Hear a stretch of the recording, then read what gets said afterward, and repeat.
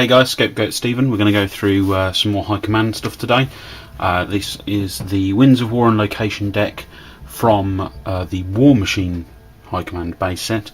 The idea of this couple of videos is just to go through with the changes to the Kingmaker document, where you can pick and choose which Winds of War and Location decks you choose to bring to a Kingmaker event.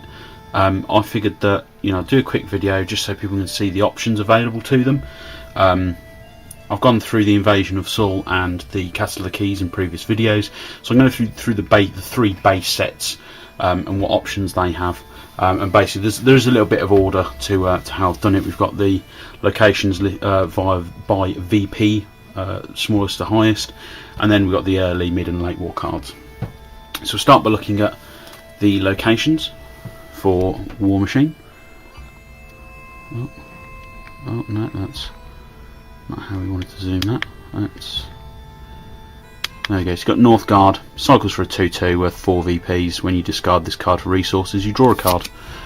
We've got Corvus, discards for 3/2 worth 4 VPs. When you capture this location, you can move one friendly warrior card at this location to your discard pile instead of your occupying forces pile.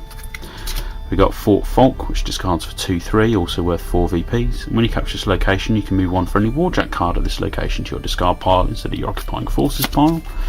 We have a Ladry, discards for 3/3, worth 5 VPs.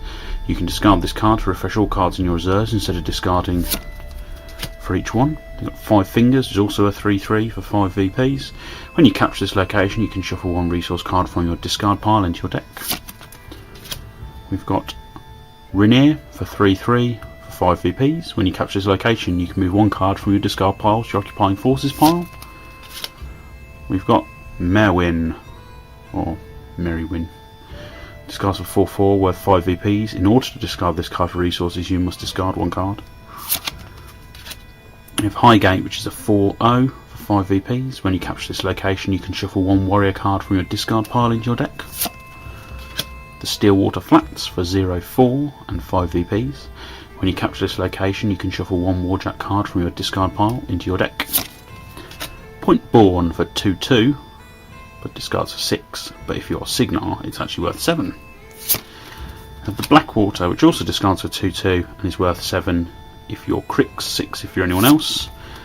Volingrad, also a 2/2, getting the theme here. Discards worth 6 or 7 if you're Kador. And the Tower of Judgment, it's a 2/2, cost worth 6 VPs unless you're Protectorate, in which case it's 7. You've got Midfast, which discards for 2/2 and is worth 6 VPs. However, when you discard this card of resources, you can discard one card to draw a card. And Ancient Ixia, which is a 1/1 but worth 7 VPs. So those are the locations. I'll quickly run through the Winds of War. So we have early fresh recruits, warrior cards gain +1 health this round. Early arrayed for battle, no effect. Call shipment, the deploy purchase cost of all cards is decreased by 1 war. Requisition, the cost of the first card you purchase this round is decreased by 2 command or 2 war. And another requisition. So mid, we have inclement weather. When deploying or rushing cards this turn, discard a card in addition to playing the deploy or rush cost. Another coal shipment. Fresh recruits, warrior cards gain +1 health. Escalation, at the start of your turn this round draw a card. And another escalation.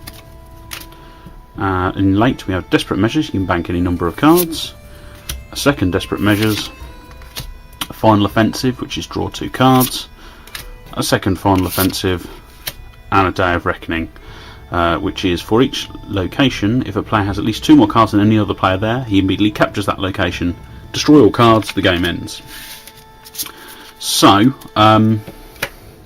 quick thoughts on that. It's a very basic deck. It's not as evolved as something like the Faith and Fortune deck, which has a lot more VPs here, but a lot less VPs as standard across the builds that you can create.